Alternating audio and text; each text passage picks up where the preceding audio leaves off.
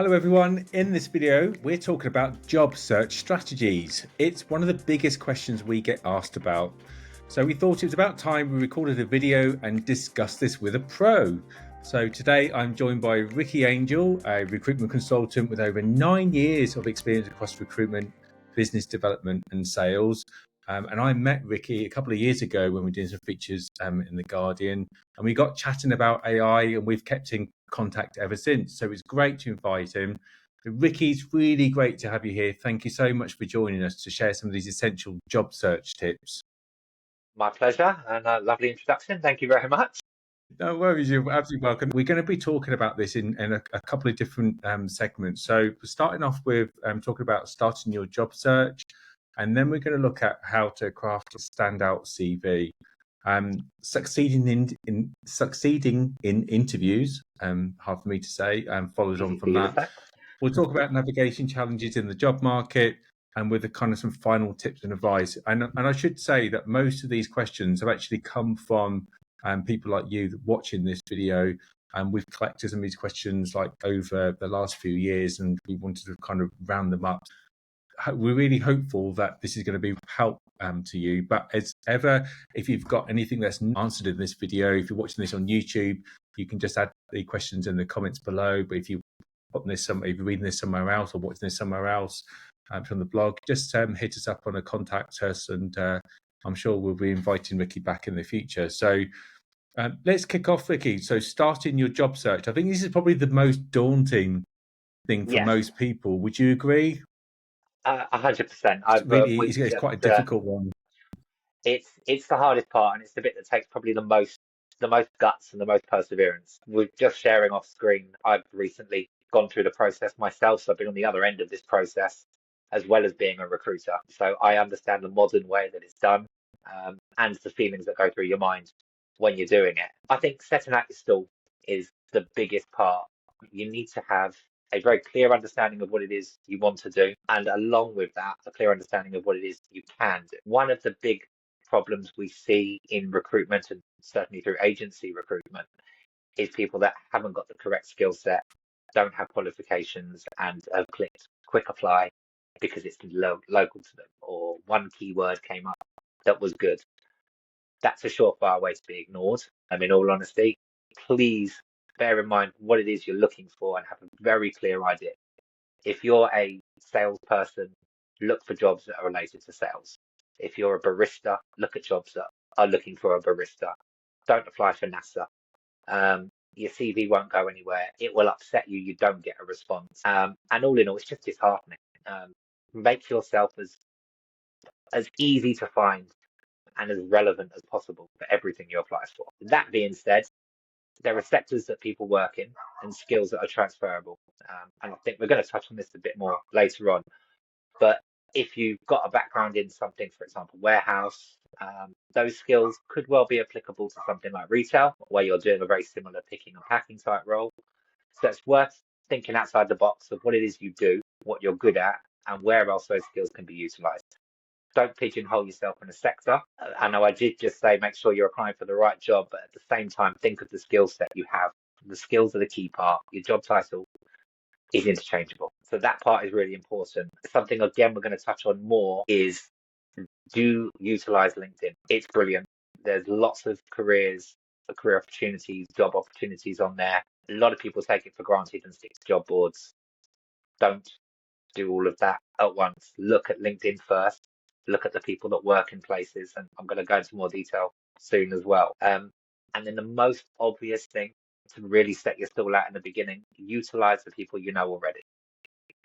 Most people have got jobs through friends or family.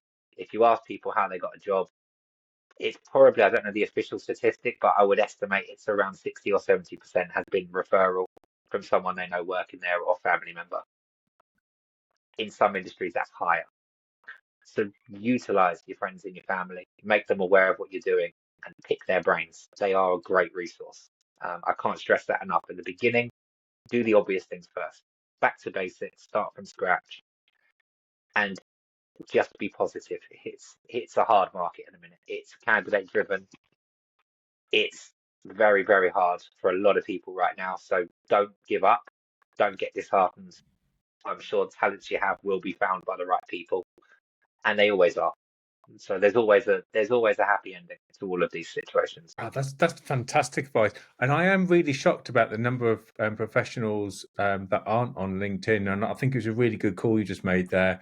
And there's Yeah, so many different parts to your profile that you can. It doesn't matter what job that you do. Like you said, you talked about baristas. What you think, or anybody might think, well, nobody really values my job. It's like it doesn't matter, even if you're just making sandwiches in the kitchen, or you just like serving absolutely. coffee or something. There's so many different skills there about managing queues, demands, like how many people, all those types of things that you have to Yeah, think about to do that. We all kind of think that we take for granted, we forget about, and I think it's a really great thing. And like you said, LinkedIn is great because you can showcase all of that. So yeah, yeah, fantastic.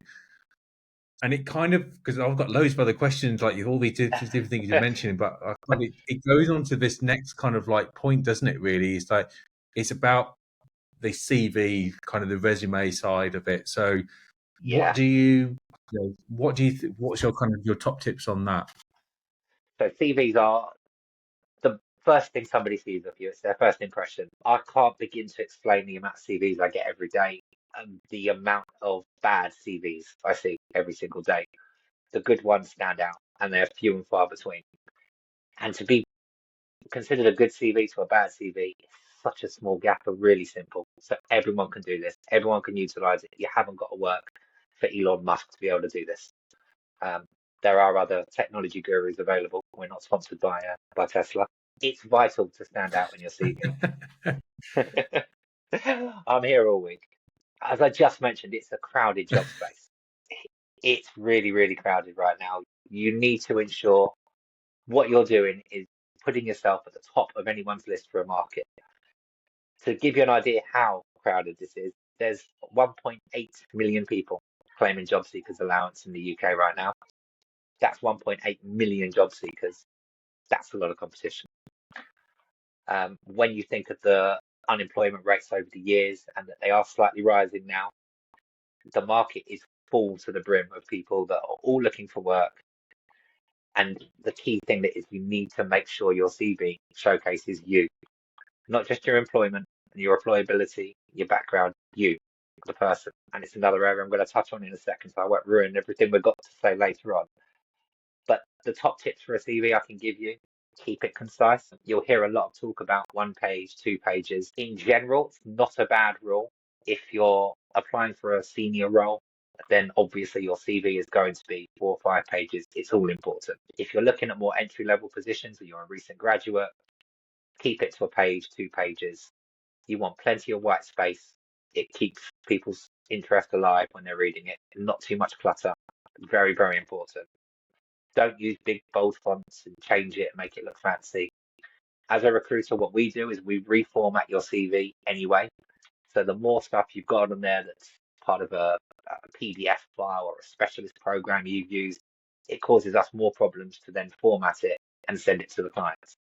So keep it simple. Recruiters will appreciate it. And if we've got 10 in front of us and 8 have got brilliant formatting already, they'll be the first ones we're going to put through, to be honest, provided the criteria is met, of course. And the other big pitfall I see every day is cliches. Um, if I said to you, look at your CV now, does it say I work well in a team or great independently? I bet it does. It's boring, it's cliched. Reword it, don't use it. It's a given that you work well in a team. Most jobs you've probably done in your life have been as part of a team. You've had to work autonomously in those roles as well. Don't need to state the obvious. It's boring and it's very samey. And if you want to stand out, get away from that structure. It's 2024 now. So many other ways of promoting yourself than saying the boring parts out loud. We all know it, I promise you. Now, this brings me on to something that there is a lot of rumours about and a lot of talk about if you're online is ATS, which is the applicant tracking system. This is a system that picks up on keywords, picks up on skills. When CVs are sent through to a company, they generally will have an ATS system built in to track who's relevant for what role. And with the emergence of AI, these are going to get a lot more intelligent and a lot more stringent on what they're putting through for the jobs. So the key thing with an ATS system is they're not the be all and end all. Don't let anyone tell you you have to have this. It will make the difference. It will give you an extra 5%. If you can steal 5%, take the 5%. They are picking up on keywords and skills. So if you are a barista, use the word coffee, use the word percolated, use any word associated to the job that you do as many times as you can within the CV. The more keywords it's picking up, the higher it's going to be on the ATS system. And that's not all. This is my experience with the ones I've used, which are 6 or 7 different ones. In general, it's picking up your skill set. So make sure you're mentioning that at every opportunity and paraphrasing it. Go to the dictionary, find another word for the same thing, use it again. The more you can include with that, the more we can find when we're searching for you. If I'm looking for a solicitor, if their CV just says solicitor, I don't know what sector they work in. Are they private client? Are they doing family law? Are they probate? The little niches within your sector is what is going to separate you from the person that forgot to put that on the CV. A really, really, really important thing. Highlight that multiple times. And then the other thing that's very important, especially nowadays, in the system we live in at the moment and the way that jobs are really being filled, is a very unbiased approach. So what we want people to do and get in the habit of doing is avoiding as much personal info as they put on currently. That sounds a little bit weird. Your name you need to have, your email address, your phone number. We need to contact you. Stay away from putting your age on a CV. Darren's laughing. Age is not important. It's age bias is a real thing. It has existed for years, and we want to eradicate that entirely. Your age has nothing to do with your skill. Don't put your date of birth on a CV. It's not important. We know when you went to school. If we want to work it out, we can. The other big mistake people put on there is location. They specify the area they're in. If you want to be considered for more roles, don't put Wimbledon as an example. Put London. Keep it to the city. Don't specify the exact area you're in. You'll appear in more searches when we're looking for you, and you're going to invite more phone calls because we don't know where you are. So London is, I'm using London as an example. I'm a Londoner. Very easy to commute from north to south. You could do it on the tube. It's going to take you an hour maximum. Put London. If you're not happy with a big commute, then maybe you want to specify where you are.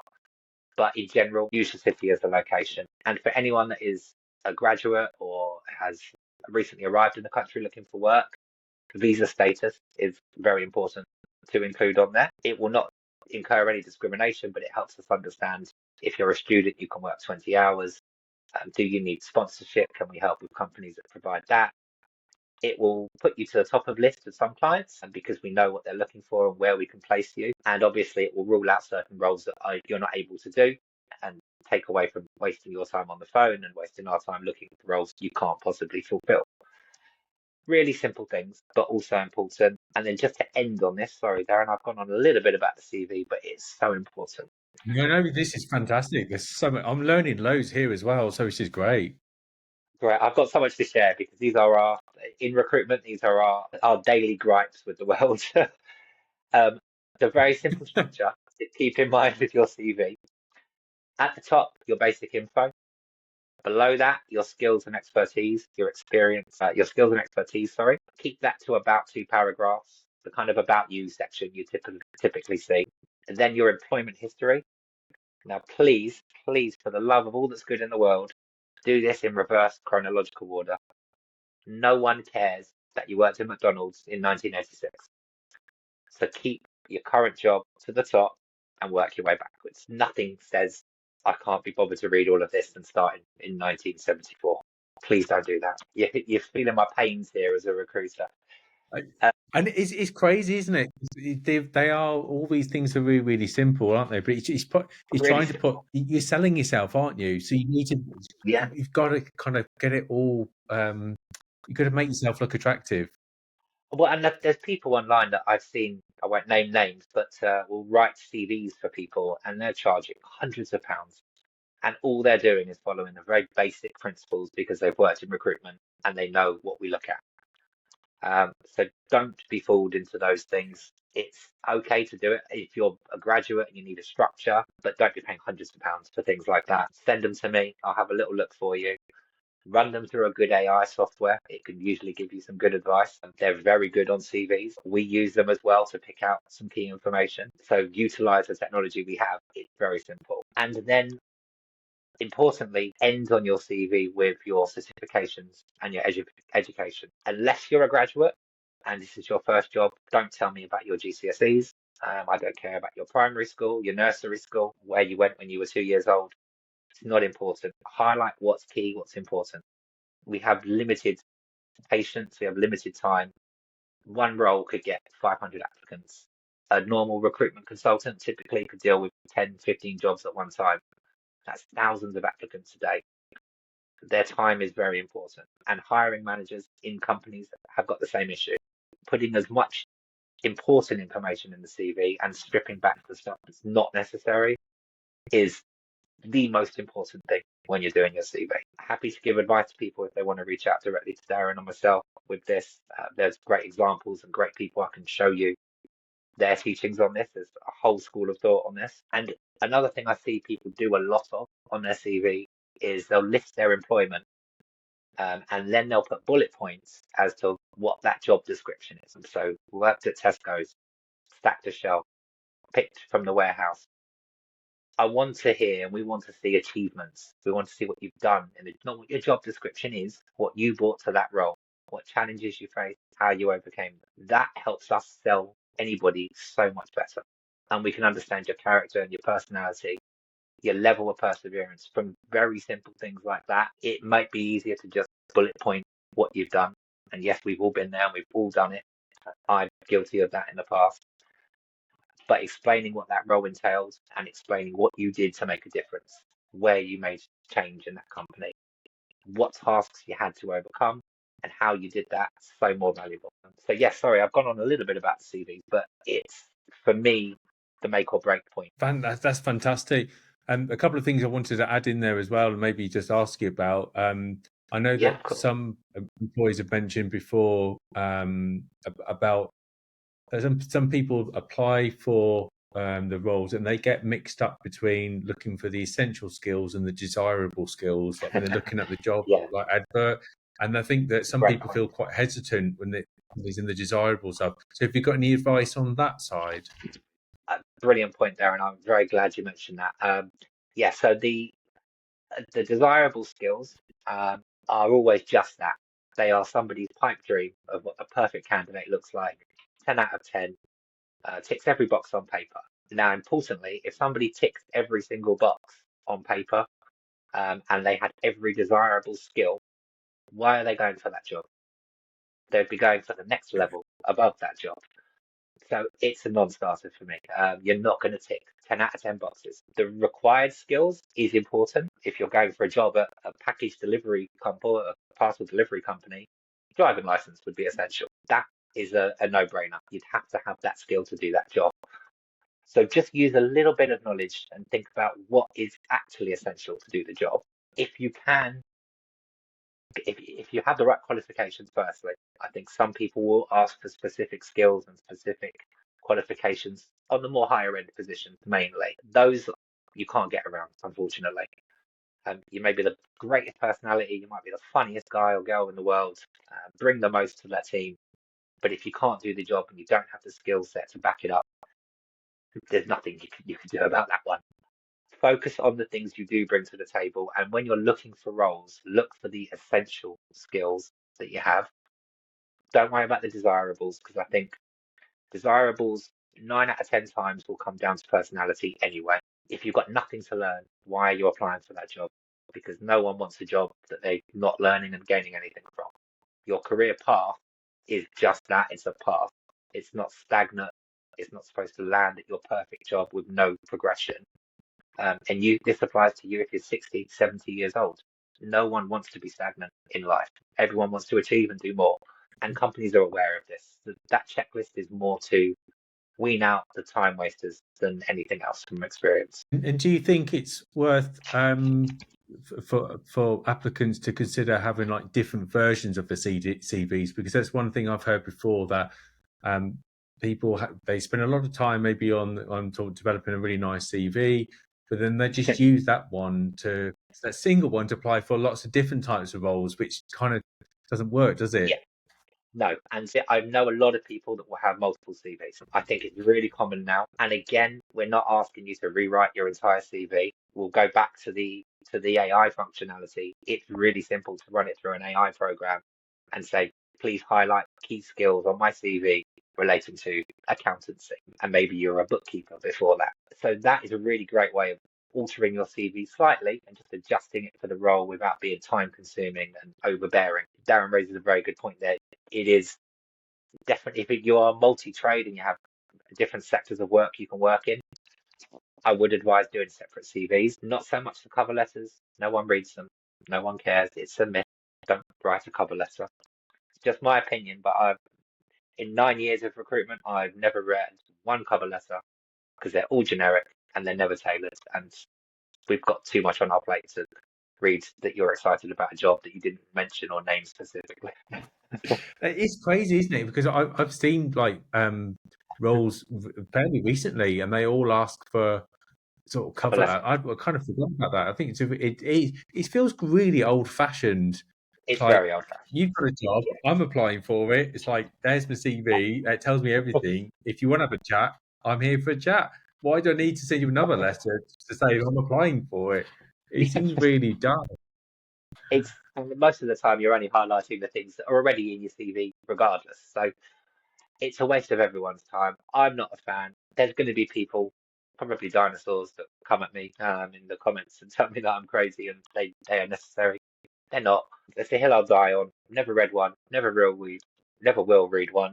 And I judge a candidate on merits and personality. So the CV cover letter is not something that interests me. Okay, then. So if you're lucky enough to land an interview, so what are the kind of the key strategies that you think an applicant should focus on at that stage?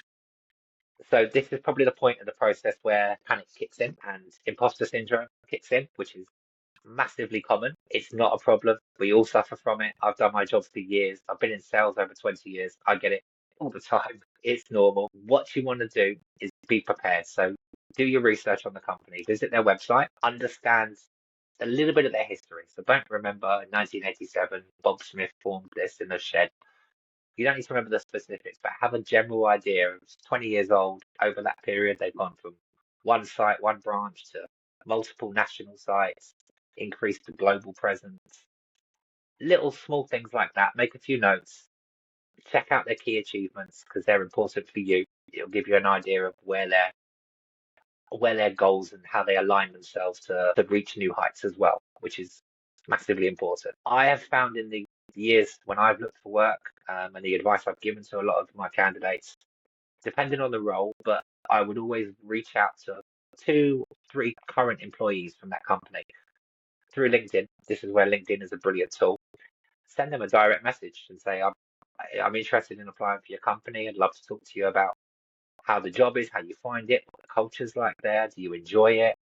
Pick their brains. Most people, we're just human beings. Someone asked me that at work, I'd tell them how I find recruitment, give them an idea of what to expect. Common courtesy, it does still exist. We're all humans doing a job for the most part, at least. So don't be scared. Reach out, ask questions, speak to current employees. If you're really wanting to go deep within within understanding that company, a really simple thing to do is just look on Companies House. You get an understanding of what they filed for the last tax year. You can know where they are profit and loss wise. It's a little bit more advanced in the interview technique, but it definitely doesn't go without being noticed when you do mention 2022 was a loss on 2023 and your growth has been 13%. Something like that shows you've taken the time to open 2 web pages, jot down a couple of notes. You haven't got to be a finance expert. Just look at the P&L and what they projected. Little simple things like that go a long way. And yeah, I think interviewing is about relaxing. Be yourself. 80% of people that are sat in a room for an interview have already got the skills or they wouldn't be sat in that room. So at that point, they're not interviewing you about what you can do and how good you are at your job. They're interviewing you of what you bring to the team. Who are you? What makes Ricky tick? What makes Darren tick? Why do you get up and do what you do? What are you going to be like to work with? Can I trust you? Can I rely on you? Are you a comedian? Are you an analytical person? It's your personality traits that they're picking up on. So the more you relax and the more you can find your comfort zone, the more that will shine. Otherwise, you're going to be stiff and uptight. They're not going to see you and you're not going to sell yourself very well. And that's something that's really, really common. But sometimes it's worth booking yourself a couple of interviews, even for jobs that you know you don't want. And hiring managers would kill me for saying this, but perhaps you've applied for 3 jobs. One of them you really like, 2 you kind of like the look of. Do the 2 you kind of like the look of first. Get yourself comfortable with the process. The big one that you really want, do that last. Get your practice in, so to speak. And remember how it feels to be sat in that room across the table, dripping with sweat, drinking water like it's going out of fashion, and mumbling your words. Don't do that. Yeah, I'd say that's a good way of dealing with it. You can run practice interviews with family members.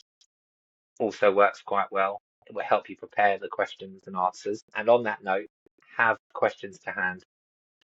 Please don't leave an interview without asking a question, even if it's one. It's so common for people to fall at that hurdle, and people haven't got the job because of it.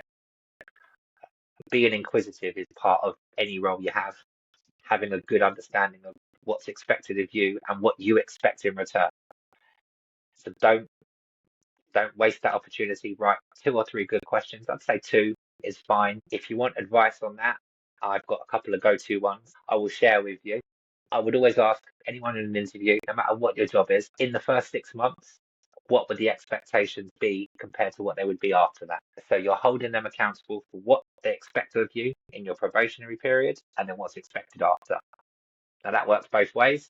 You can hold them accountable for not coming through on what they've said if they don't, and they can put it back on you that you haven't fulfilled what you said you could do. It's usually the former, and it's a great way for asking for that promotion as well, because you've already had that conversation at an early stage. So that question I love, really important. And another one, if you're not as comfortable asking something like that, takes a little bit of balls to ask that, is to just ask them what challenges do they face? What's the biggest challenge they face doing this job? And how do you overcome it? Because it will really pick their brains as to what's hard. You'll understand where the struggle is. And you'll probably see that person, the interviewer's personality, come out because their brain starts ticking. They'll give you the kind of star analogy that we'll go over in a second. And they'll tell you about a task, an action, and a result that they've had. And it gives you a really good understanding of how that company operates. So don't underestimate the value of a good question. You're interviewing them as well as them interviewing you. It's your career. This is a person that's done the job and is hiring for somebody else in their company. Whether you get the job or not doesn't affect their life. Your choice that you make in that interview affects your career. So you interview that person as such. It's going to affect your life and your career path. Make sure they're ticking your boxes. It's a 2-way street, and that confidence, and not in a sort of condescending way to somebody, but that confidence comes across really well if you do it correctly.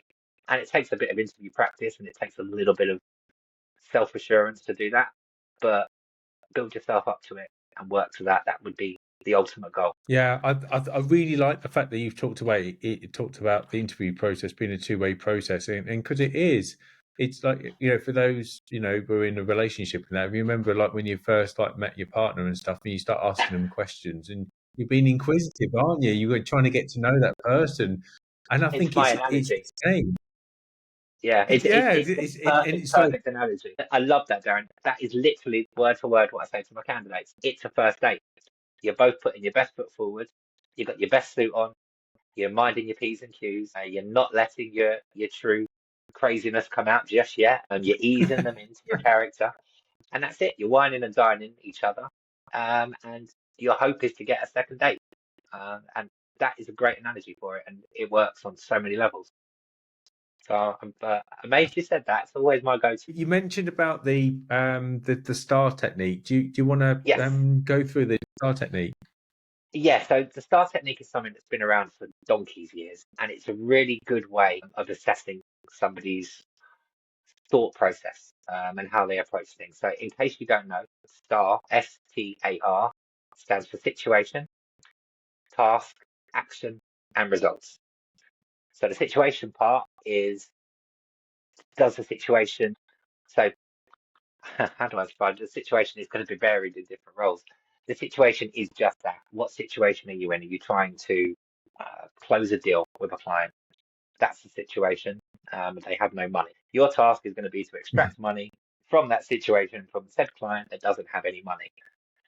Now you need to find the action that's going to lead to the result. It's a hard example to get around that one, because if someone doesn't have money, it's going to be very difficult to take blood from a stone. But in relation to the role you're going for, you want to think of a situation, a task, an action, and a result that you can show that you've dealt with a situation similar. I'm not a big fan of STAR, to be completely honest with you. I think it's still used, sadly, widely, and I get the question all the time. But it's a really hard one, and I think the go-to for a lot of people is a job or a work-related situation, task, action, result. Whilst I'm not a fan of it, I flip it on its head personally, and I will give them a personal example of that. It doesn't have to be work related. So if you're struggling to think of one like I just did there, and the reason I do is because I give a personal situation, a personal task, a personal action, and a personal result from my private life. Nothing too private, but it shows the exact same thing, and it shows how you utilize the skills that you've learned in everyday life. And for me, that's more powerful. You can choose to do it either way.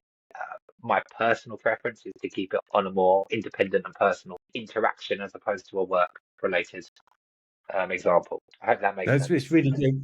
Yeah, no, it does. And we've kind of listened to some of the words that you've been using in the video today. That you talked a lot about like personal, and you talked about like personal examples there. And I think something another kind of like tip for people watching the video, and I'm sure you'll agree with this, is that certainly if you don't have a lot of work experience, which can be a bit of a problem or can be a challenge, like for those that are trying to sort of move on through the ladder, even if you've been in a job for maybe 10 or 15 years, it can be quite hard if you feel a bit pigeonholed. But certainly talk about things like your volunteer experience or stuff you've been doing in your clubs and your groups. Like you said, people buy from people. Somebody's interviewing you, or you want somebody to interview you because of you, not just because you're just somebody else, like everybody else. There'd be something unique about you why somebody wants you in their business. So volunteers and clubs and groups and interests and stuff, there's loads of different challenges there you could perhaps use. Yeah, absolutely. And take anything from your personal life and use it. People are, as I said to you earlier, people are more interested in you, the person, than they are in your skills, because you're not sat in that interview based on the fact they don't know what you do. They know what you do. That's why you're sat there. They don't know you. Yeah. So take away the unknown, and give them a little bit of a experience of you, the person. That would be my best advice. And it works in all sectors and all levels of recruitment. It's not just for graduates, or you could be on 20 grand a year or 150 grand a year, and that still works in interviews. And I didn't ask you about this, so I'm literally, it's only just come to the top of my head. So I should have put this on the notes before we did the recording. But and another common scenario that people might find themselves in is that they might have to do like a short presentation. Usually that's probably because of the type of role that you're going to be applying for. Because part of that role, part of the actual job you might be presenting to clients, so they want to see how you present yourself. But there's some really key things that you need to get right. And I've had to do this myself. So kind of while you're thinking maybe something to add on what I'm going to talk about here, you need to make sure you definitely ask these obvious questions about the technology that they've got. Because if you're working with a Mac and then they are using the Windows, or you're doing something on an iPad, and you get there and you can't work, so check the technology. It's not a bad thing just to contact them and say, can I just double check? Have you got a projector? Do I need to bring a memory stick? All these types of questions. Can I bring my laptop in? How do you want it? How many people will there be? Do I need to bring handouts? So think about what you would do for a real life situation, and then write all these questions down. And as Ricky's saying, maybe use ChatGPT to say, oh, can you give me some tips about on presenting it? Give them the contact, and then they'll give you some extra things for you to think about. So you don't have to remember it all yourself, but you do need to make that contact with them. So I don't know if you want to add anything else to that, Ricky. Well, you've given me flashbacks of a really horrible job interview I had when I had to do a 20-minute presentation of a created website and a product I developed and created myself. I had 24 hours to do it. Put it on a USB stick, all excited, ready to go. No, didn't have a USB. This was about 10, 15 years ago, probably. So there's me being a smart aleck, thinking I'm being clever. I'll stick it all on my little flash drive. Got my presentation ready. Didn't email it to myself or anything. No, they wanted me to email it to them on the day as I was sat there. So yeah, failure to prepare, you're preparing to fail is the key takeaway there. And Darren's absolutely right. Check on the technology. Simple. That caught me off. They invited me back the next day and I did do the presentation, which was phenomenal, I must say. And I got the job. But I was lucky and I talked my way out of it because I'm a salesperson and had the gift of the gab. But some people wouldn't be able to do that. And it's 100% worth checking on the small thing, like the technology they're using. The CRM is really important to a lot of people as well. And that, again, goes back to the transferable skills. Maybe you worked in a different sector, but you have 20 years on Salesforce. In this essential requirement for this role, might have 10 years plus Salesforce experience. Things like that, it's worth putting your name in and going for it because it's hard to find people with some skills that are very, very proficient in what they do. So I use Salesforce as an example because it's been around for donkey's years. But CRM experience is becoming more and more important because it's taken away 60, 70% of your working day if you know how to use it. And if you don't, you're wasting a lot of time. So it brings you back to the separating yourself from somebody else, utilize the experience you have. And if you don't have any, flip it on its head and say you're a blank canvas, you don't have bad habits, you've not learned to use a CRM, and this one will confuse you because you're used to using HubSpot and now you use Firefox, Firefish. Flip it completely, do a 360 and say, look, I'm ready to learn, I'm here to understand how this works. I don't have experience, so this is brand new, and this will be what I learned, and this is what I will master. So most of these examples you could use in reverse. It's just a matter of trying to word it in the right way and taking the positive from the negative. And again, that takes a little bit of practice and thinking about, but it will come natural to you the more you do it, which hopefully you don't have to do a lot because you'll get your first interview after you've watched this seminar and understand how it all works. Yeah. But yeah, I would say definitely look at the flip side of something as well. Always look at the polar opposite of exactly what you think you should do to see if there's a way of that working also, which sounds crazy when I said it out loud, but there are many circumstances that actually works. That's fantastic. And one other thing actually, before we move on to we're coming kind of close to the end here, but one thing I wanted to ask about is also feedback, because sometimes when you go for the interview or even if you just apply for the job, you might not even, people say, yeah, we'll contact you, and then you don't hear anything, or you're thinking, oh, I forgot to ask when I was going to hear. So whether you do get the job or you don't get the job, I always think like feedback's like incredibly important, but everybody's really busy. So first question is that how long should you wait before you ask? If you don't hear anything after a week, do you think you should be like asking what's going on? Like, so about a week, is that about like the right amount of time?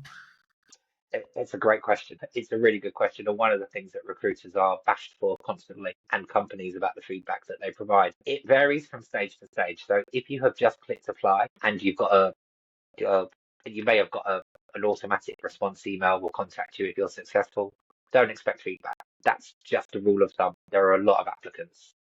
If you've been on the phone for the initial pre-screening call and had a conversation with myself, for example, and I'll talk to you about clients I'd like to introduce you to, even at that stage, I will provide you feedback once I've sent your CV off as soon as I get it.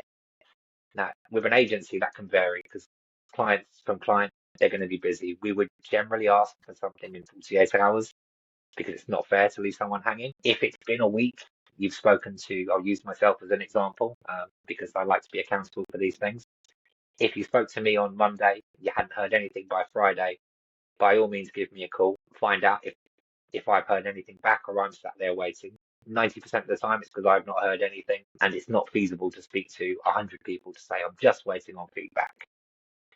To you, you're just one person. To us, you're one of 100 sometimes. And as much as we may love you and think you're perfect for the job, we're also doing other things at the same time. So it makes up a 1-2% of our day and our duties. So it's important to understand that there are other things going on sometimes.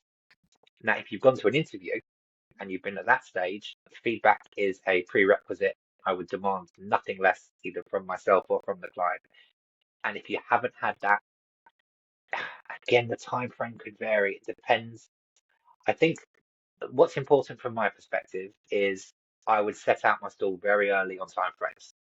You have a two-stage interview process. The job will be filled by the 14th of December. If you're successful, would you be available to start then? Yes. Then you know at that point, you're going to know by 1 week minimum, 2 weeks probably before the start date. So managing expectations is massive from a recruiter's perspective. And if that recruiter or hiring manager doesn't give you that, ask the question. I think that's the best way to put your mind at rest, because if you haven't heard, it may be you've got lost in the ether. It may be that things have come up and you've been very successful and no one's come back to you yet, which I really hope doesn't happen anymore. Or that person's on holiday. There are so many mitigating factors around this. Put it on yourself. Make yourself accountable for your feedback and set yourself a timeline with the person you're speaking to, and understand their workload and how they're going to come back to you. I think that will stop that feeling of being ghosted, as they say now, because it's horrible. I don't like it. I wouldn't want to do it to anybody.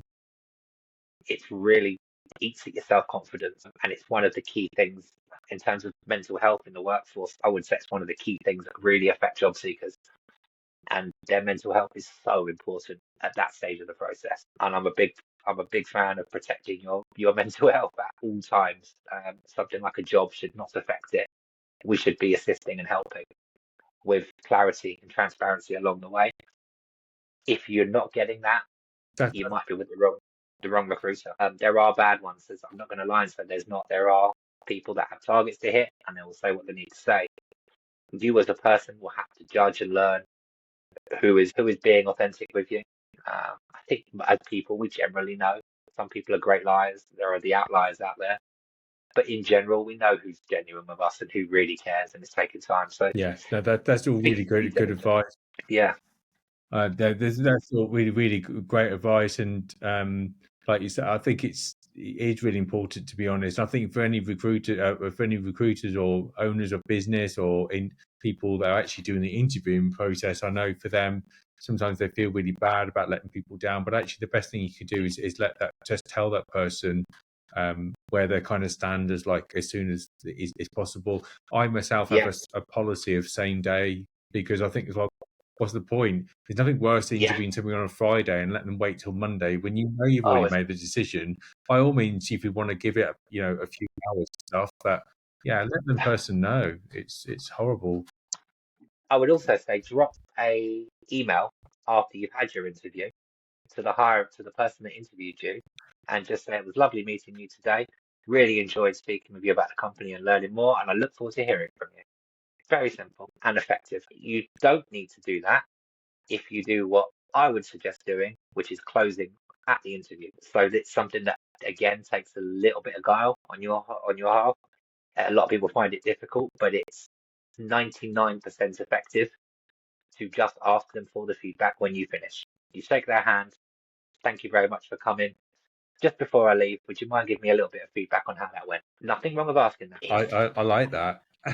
I've done it in every job interview I've ever had. Right now, but yeah.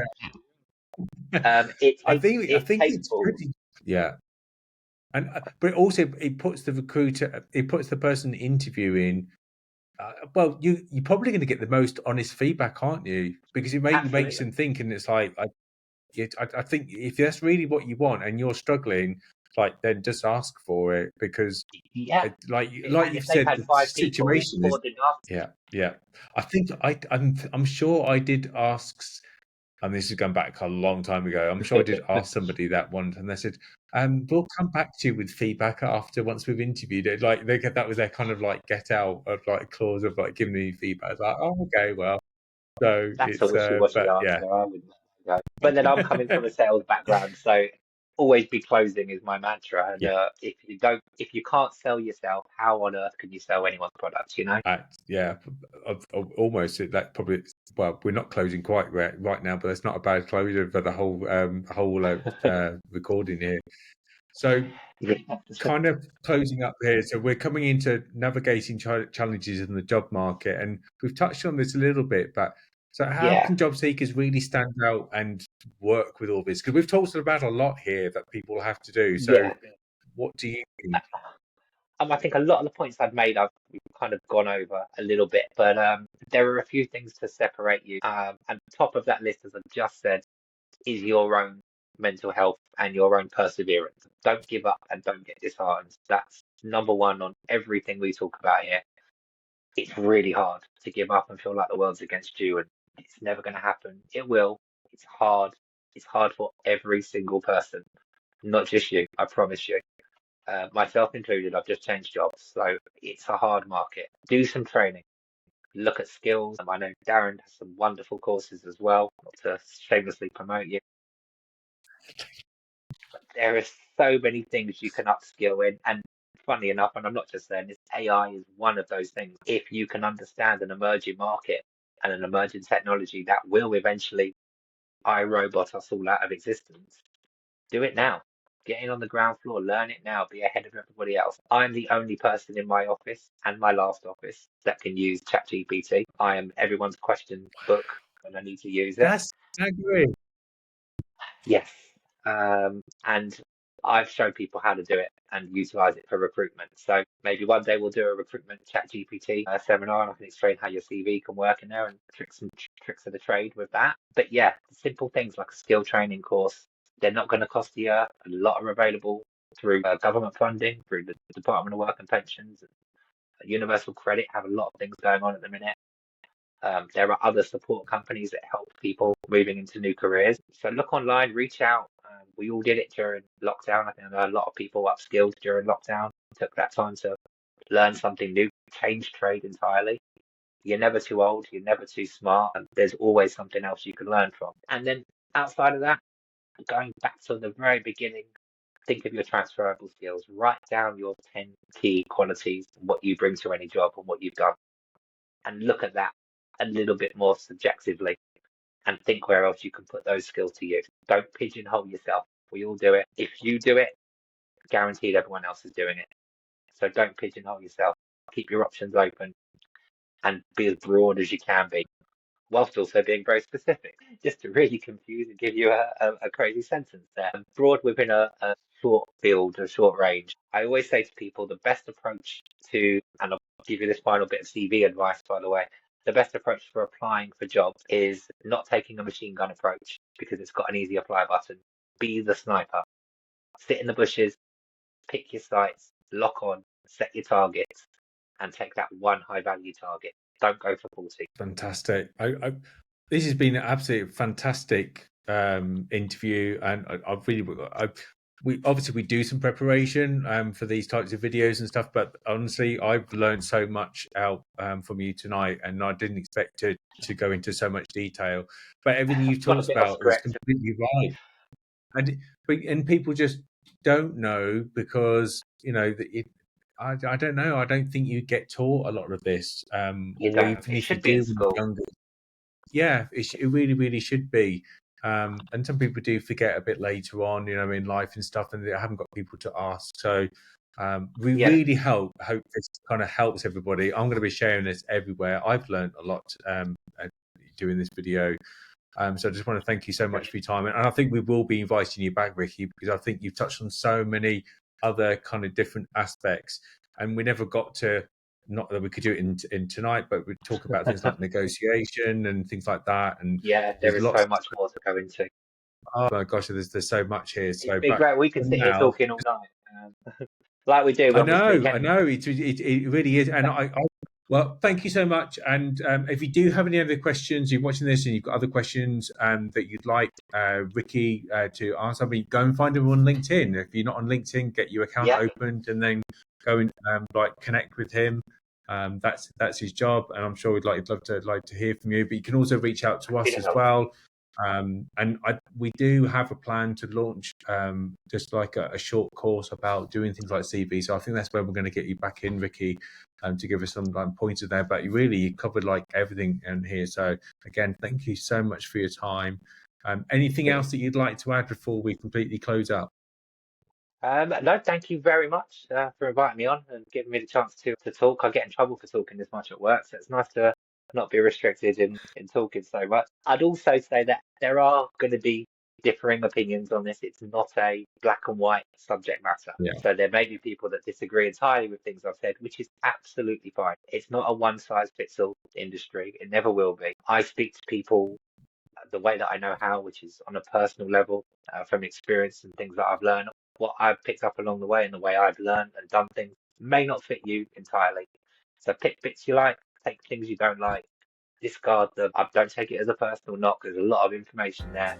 Hopefully something was useful to you guys. And I look forward to being back with Darren and talking in more detail on whatever subject you guys are interested in. Thanks very much. And I'd love to hear from everybody. Hopefully you found it useful. Leave us some comments and let us know some questions for our next videos. Bye for now. Take care.